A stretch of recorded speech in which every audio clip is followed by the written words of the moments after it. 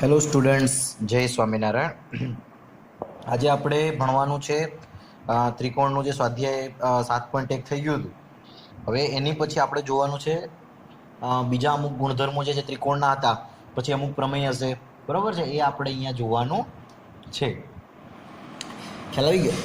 તો હવે આપણે જે વાત કરીએ આગળના કે ત્રિકોણના ગુણધર્મો.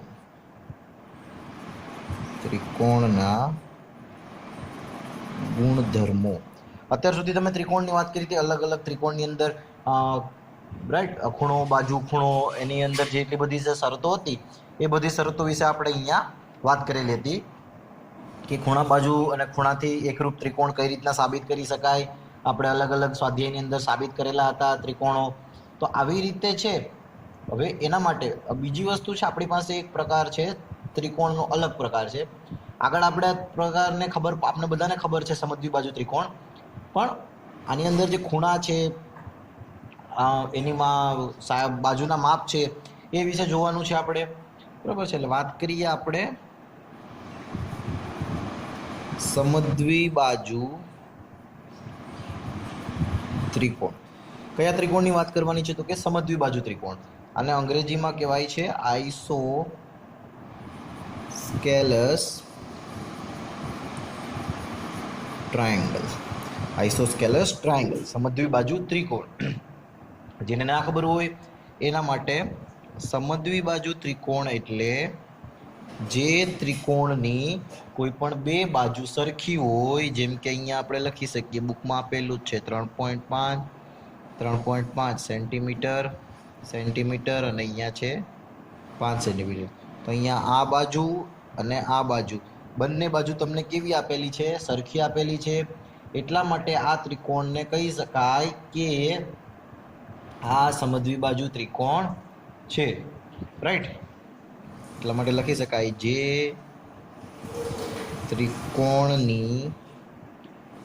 ત્રિકોણની બે બાજુઓ સમાન હોય તેને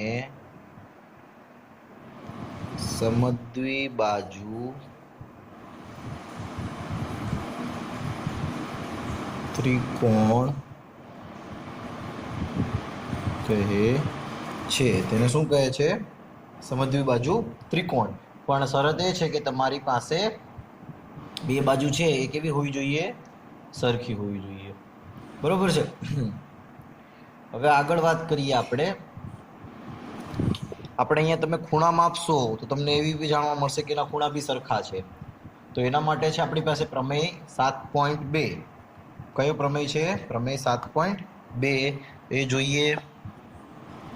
પ્રમેય 7.2 તમને શું કહેવા માંગે છે? એવું કહેવા માંગે છે કે સમદ્વિબાજુ ત્રિકોણની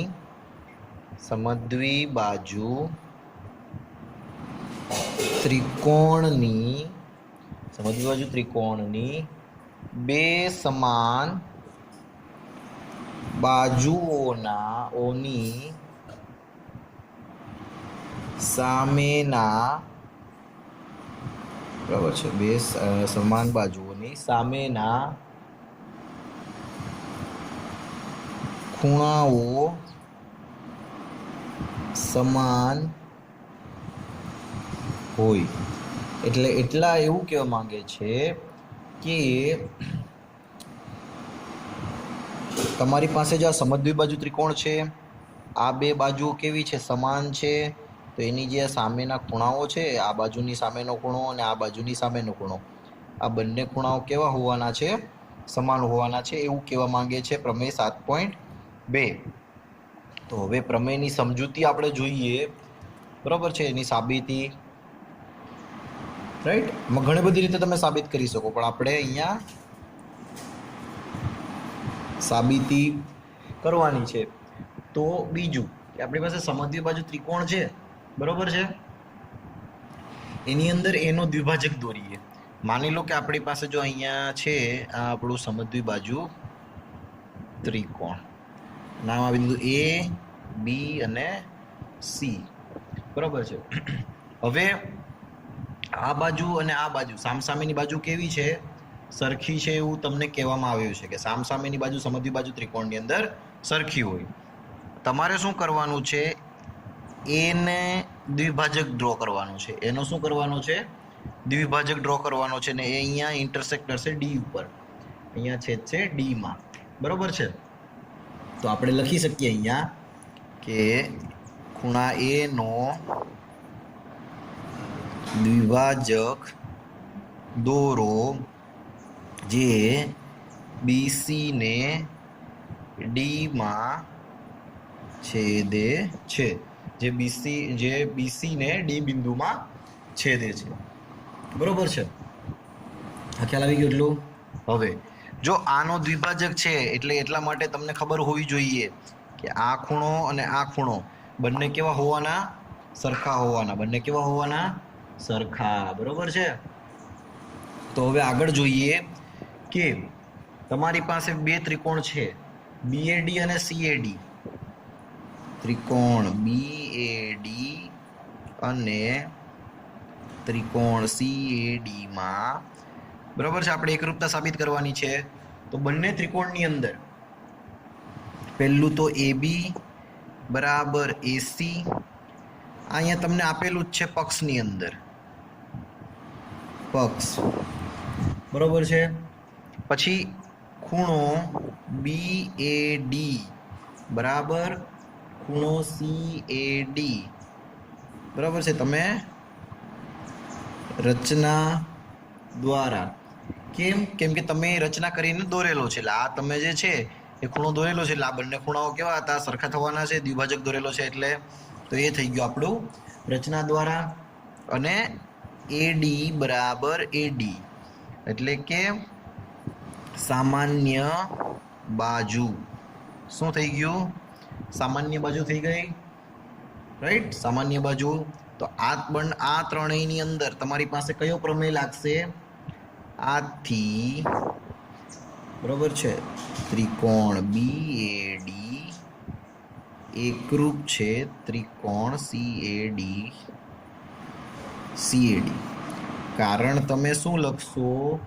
તો કે બાજુ ખૂણો બાજુ એટલે એને શોર્ટમાં લખી શકાય બાખુબા પ્રમેય મુજબ. બાખુબા પ્રમેય મુજબ. હવે જો આપણે એવું કહી શકીએ એકરૂપ ત્રિકોણના અનુરૂપ ખૂણાઓ એકરૂપ ત્રિકોણના અનુરૂપ ખૂણાઓ હોવાથી તમારી પાસે બે ખૂણા છે જેનું નામ છે ABD. ખૂણો ABD બરાબર ખૂણો ACD. જે આપણે કીધું હતું CPCT કે તમારી પાસે એકરૂપ ત્રિકોણ હોય તો એ બંનેના અનુરૂપ ખૂણાઓ છે, અનુરૂપ બાજુઓ કેવી હોવાની? સરખી હોવાની. માટે તમે એવું કહી શકો કે B બરાબર ખૂણો C. કારણ અહીંયા જોઈ લો. બરાબર છે?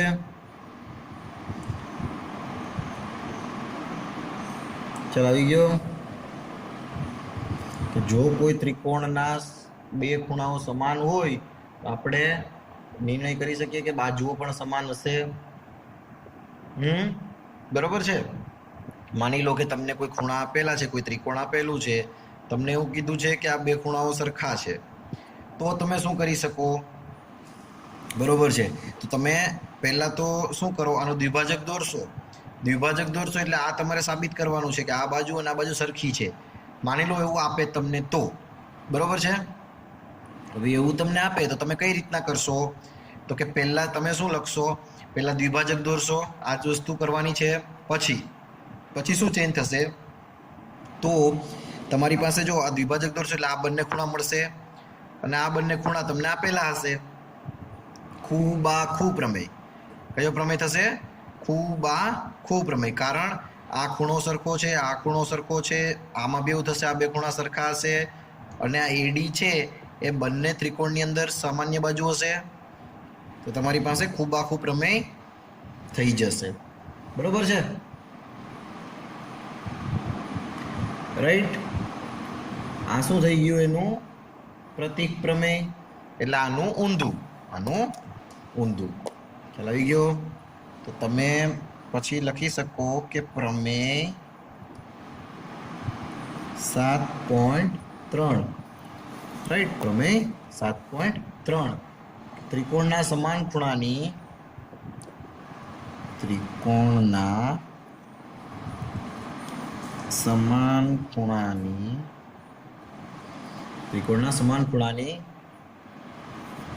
સામેની બાજુઓ સામાન્ય હોય છે. ત્રિકોણના સમાન ખૂણાની સામેની બાજુઓ સામાન્ય હોય છે. સામાન્ય એટલે સમાન, સોરી હા, અહીંયા આવશે સમાન.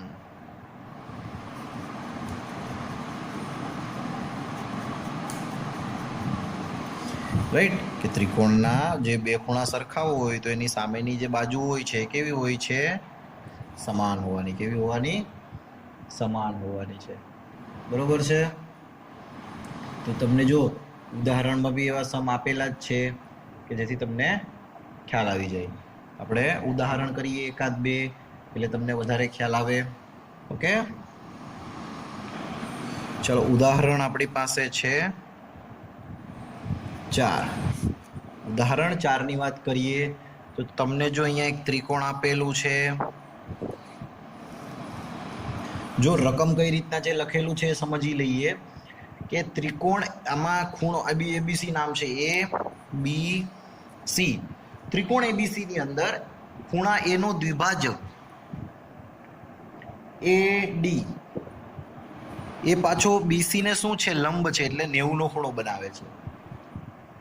દ્વિભાજક હોય એટલે આ ખૂણો અને આ ખૂણો બંને કેવા હોય? સરખા હોવાના. કેવા હોવાના છે? સરખા. બરોબર છે. સાબિત કરો કે AB બરાબર AC, એટલે કે AB અને AC સરખા છે અને ત્રિકોણ ABC સમદ્વિબાજુ ત્રિકોણ છે. ત્રિકોણ ABC સમદ્વિબાજુ ત્રિકોણ છે, રાઈટ. હવે સમદ્વિબાજુ ત્રિકોણ છે એ જોઈએ આપણે તો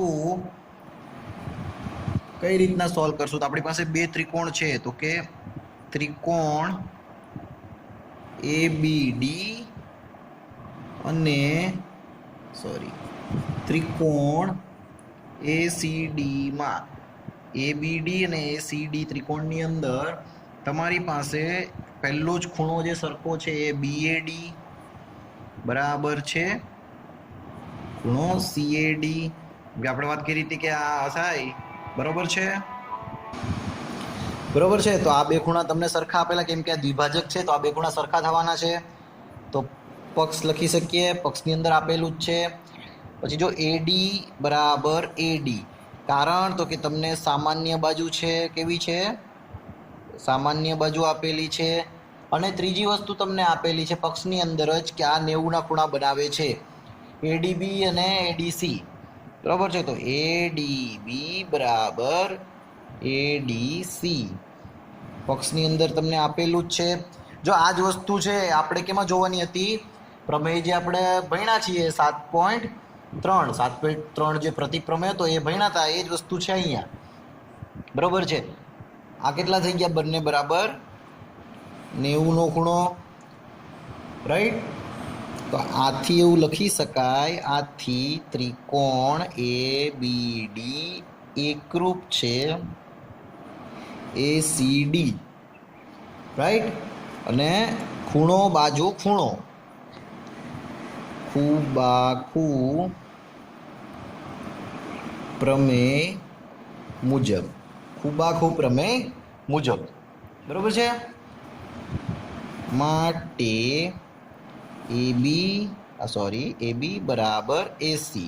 આવું હતું સામાન્ય કરવાનું. તો એકરૂપ ત્રિકોણની અનુરૂપ બાજુઓ, એકરૂપ ત્રિકોણની અનુરૂપ બાજુ, આની જગ્યાએ તમે CPCT લખી શકો, રાઈટ. માટે ત્રિકોણ ABC એ સમદ્વિબાજુ ત્રિકોણ છે. એ સમદ્વિબાજુ ત્રિકોણ છે. ખ્યાલ આવી ગયો? હજી એક ઉદાહરણ જોઈ લઈએ આપણે. સિમ્પલ છે, બરોબર છે. ઉદાહરણ 5. ઉદાહરણ 5 ની અંદર તમને આપેલી શું વસ્તુ છે? તો કે તમને જે ત્રિકોણ આપેલું છે એ ત્રિકોણ જોઈ લો કે આવી રીતના કંઈક આપેલું છે તમને ત્રિકોણ, બરોબર છે. પછી આ જે છે અહીંયા આપેલું છે ને આ જે છે અહીંયા આપેલું છે, બરોબર છે. હું નામ લખી નાખું છું, A B C E અને F. આ રીતે નામ આપેલું છે. એવું કીધું છે આ અને આ બાજુઓ સરખી છે, બરોબર છે. પછી આ શું છે? મધ્ય બિંદુ છે. આ બંને શું છે? આના મધ્ય બિંદુ છે. AC નો મધ્ય બિંદુ, બરોબર.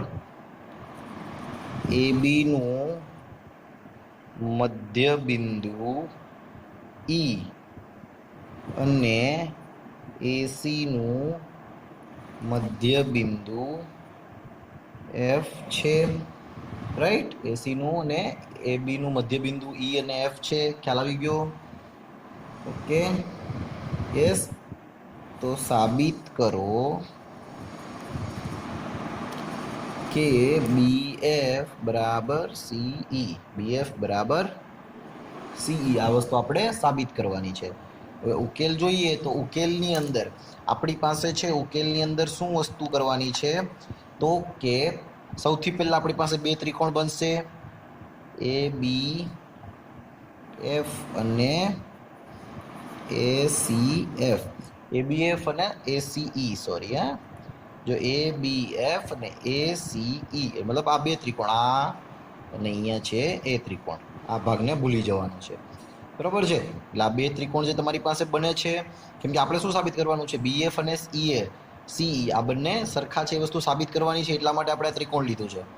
Okay, right.